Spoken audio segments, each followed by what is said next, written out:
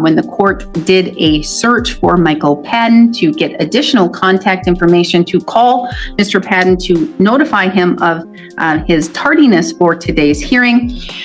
Big headline from January 4th.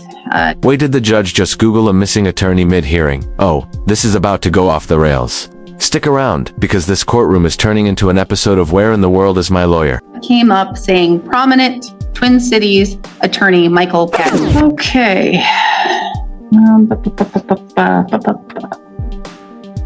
Don't need to go there. Go here.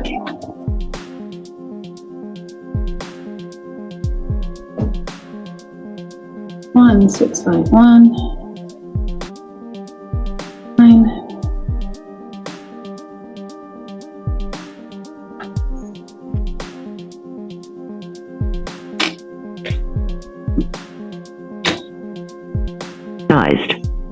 Please try again. The number you have entered has not been recognized. How why not?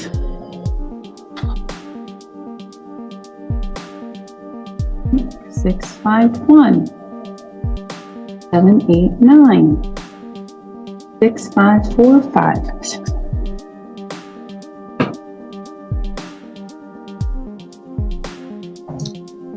Please try again. You try it without the 1. Try it without the 1. I think I've always had to do 1, but we'll see. Not maybe it's a 612 number. You have entered has not been recognized. I'm gonna try looking him up. That's what I'm gonna try to do.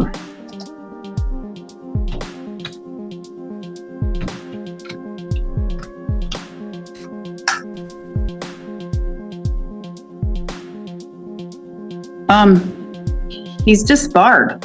Oh. Not yet. Well. Not in Wisconsin. There's a pending case. Oh, well. He's only disbarred in Minnesota. Just in Minnesota. Disbarred in Minnesota and maybe Wisconsin? That's not just a suspension. That's career over. So why was he still representing clients? The legal system expects attorneys to notify the courts. Clearly someone missed that memo. Alrighty then. Prominent Twin Cities Michael Padden disbarred.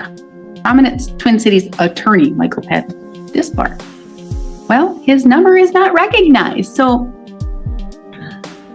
maybe he thinks he's disbarred in Wisconsin, because I know that Minnesota filed a complaint against him in Wisconsin on October 17th. Probably say you need a new attorney. Probably what I'm going to say. Probably. Do you pay him? I'd probably get your money back. Probably do that. Or ask for it, but sorry. Yeah, because that's the new news is prominent Twin Cities attorney Michael Padden disbarred. Not just suspended, disbarred. Cut, throw, gone. Okay? So, I'm going to give you some time to find somebody else.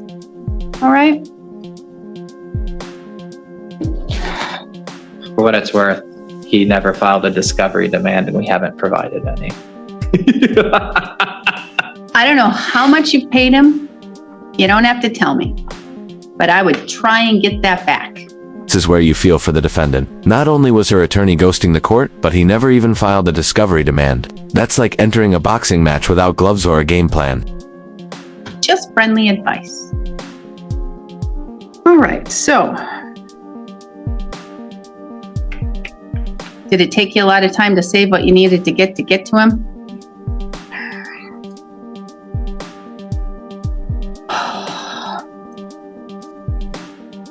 Oh, wait. Okay. Miss Kuchera, I'm going to get it, I promise. Miss Kuchera, why don't you come have a seat up here? Because I'm going to guess you don't want him anymore, and he can't even probably practice anymore. So can we just remove him? Yes. And then we can just talk? Yeah. All right. We will go on the record. Judge is doing damage control, here trying to untangle a legal mess left behind by a lawyer who's vanished like a bad magician. And now, it's up to the defendant to rebuild mid-case V05. In the matter 24 CM 213, State of Wisconsin versus Casey Kuchera. The state appears through District Attorney Kevin Schmidt in person. Ms. Kuchera appears in person without counsel Michael Padden.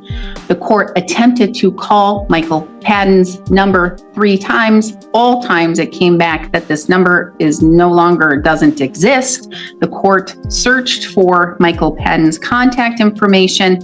When the court did a search for Michael Padden to get additional contact information to call Mr. Padden to notify him of his tardiness for today's hearing, big headline from January 4th came up saying prominent Twin Cities attorney Michael Padden disbarred. So that just leaves me to believe that perhaps he's not able to represent Ms. Kuchera, and Ms. Kuchera has personally paid for his services. So Ms. Kuchera, you have a few things that you need to take care of. I'm going to guess that even hearing that news, even if by some chance, some grace of God, he may still have his license here in Wisconsin, hearing that he's disbarred in Minnesota probably gives you a little bit of angst. And I had just contacted him Monday to remind him that we had court, and he never mentioned it. Oh, well, kind of interesting. Did you contact him on the number I just contacted him at? I can give you the number. I would love it if you could, because I just called this number and it says it doesn't work. Yeah, 612-669-4542. Okay, well, that's not the number that I have, and that's not the number that came up. I don't know. And here's the thing. It's up to you and whatever you want to do. If you want him to continue as your attorney, that's your right. If you don't, that's your right too. Completely whatever you want to do. I called the case because you have $1,000 posted because you failed to come to court. So there's $1,000 posted.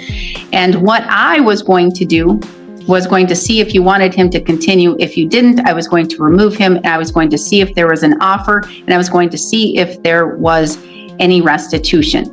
But I'm just going to ask if there is any restitution, because I don't have any disposition supplement. No, there's no restitution here. And so I'm not even sure where this case is going. I don't even know what's going to happen. Off the record, your attorney stated that there, and I'm noticing in my electronic file, no demand for discovery has been done yet. Yeah, I thought that was kind of odd myself. Therefore, it's kind of at a still, nothing's happening. So I don't know what you want to do. We can't talk about the case or where it's going or even an offer if you're keeping Mr. Padden as your counsel. He fails to appear. You said you talked to him on Monday, reminded him. You, the client, reminded the attorney. You, the client, reminded the attorney that there was a hearing. That usually goes the other way around. Like usually the attorney has the job of reminding the client, but good for you for being responsible and reminding your attorney who has failed to appear. All right. And again, it's not the court's job to even contact him to appear. He should be appearing, especially when the court gave him permission to appear by video. And he's not appearing by any means. I have Zoom up and there is no appearance. Okay. Let's break this down. The defendant reminded her attorney of the court date, not the other way around. That reversal alone says everything about how upside down this situation is. Client, responsible. Attorney Mia. So I'm not going to put you on the spot. I'd like to know if there's an offer, but I'm just going to kind of do a quick little turnaround to give you time to think about what you want to do. Maybe talk to attorney or ex-attorney Padden and figure it out. Mr. Schmidt. Offer would be a ticket for $346,675 sub 1. That's owner's liability for failure to stop after accident, which is, according to the bail schedule book, $767.50. $767.50. And what was the statute? 346.675 sub 1. The owner liability version of it is a ticket, not a crime. All right. So you can think about it even more. And again, I don't even know what's going through your head right now. Okay. I don't know what's going through your head. You probably have a lot. Honestly, I'm okay with just going ahead and proceeding without Mr. Padden.